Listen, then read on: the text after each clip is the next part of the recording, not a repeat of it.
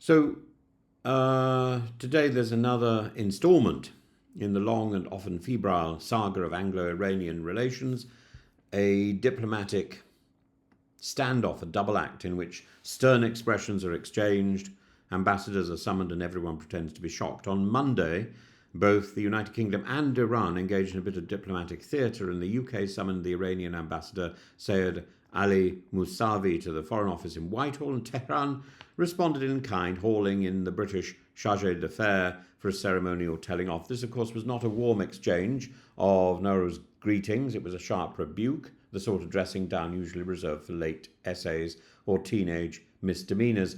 And the trigger for this mutual summoning was the charging of 3 Iranian nationals under the UK's National Security Act. The charges are grave.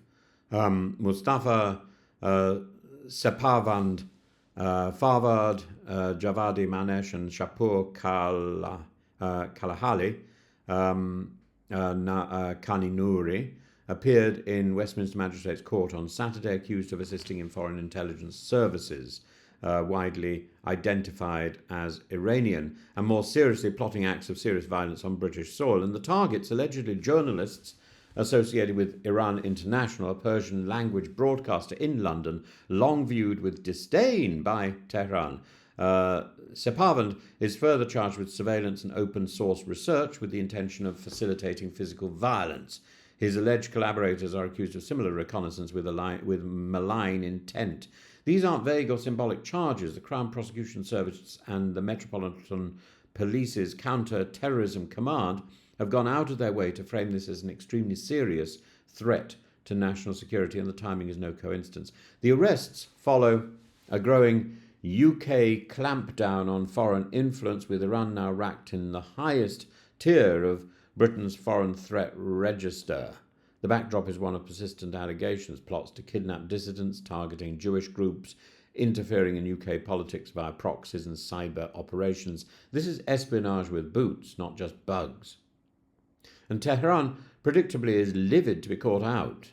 Iranian state media described and dismissed the charges as false claims and the arrests as unlawful. The Foreign Ministry in Tehran accused the UK of engaging in political theatre to exert pressure on Iran and warned that such unconstructive behaviour might further damage relations. There's a kind of weary choreography in all this.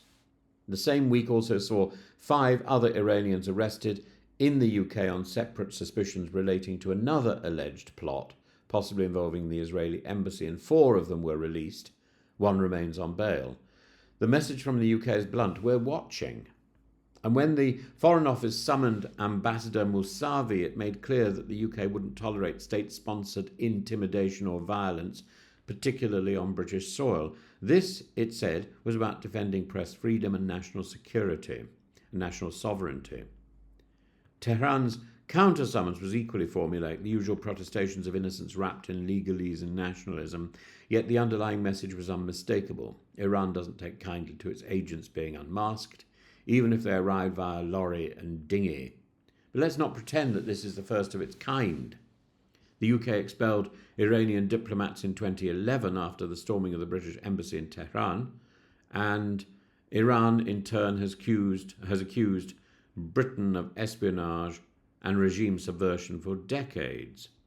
What we're witnessing is simply a modern iteration of the old Cold War rhythm, complete with encrypted phones and channel crossings. So what does it mean? Beyond the symbolic tap on the shoulder for the ambassadors, this tit-for-tat risks cementing the UK-Iran relationship into a pattern of mutual mistrust. And Britain is now one of several Western democracies openly naming Iran as a hostile actor, not just diplomatically but criminally. And Iran, for its part, is increasingly emboldened to push its surveillance and influence operations abroad, even in the middle of growing internal dissent and international isolation. If proven, these charges represent a chilling escalation not just of espionage, but of violent intent against individuals under British protection. That is not merely a matter of national security, but a moral responsibility. And so the rituals continue. Flags are flown, ambassadors summoned, statements read from behind polished lecterns, but beneath the pomp, the message is darker. This is not diplomacy as dialogue, this is diplomacy as deterrence.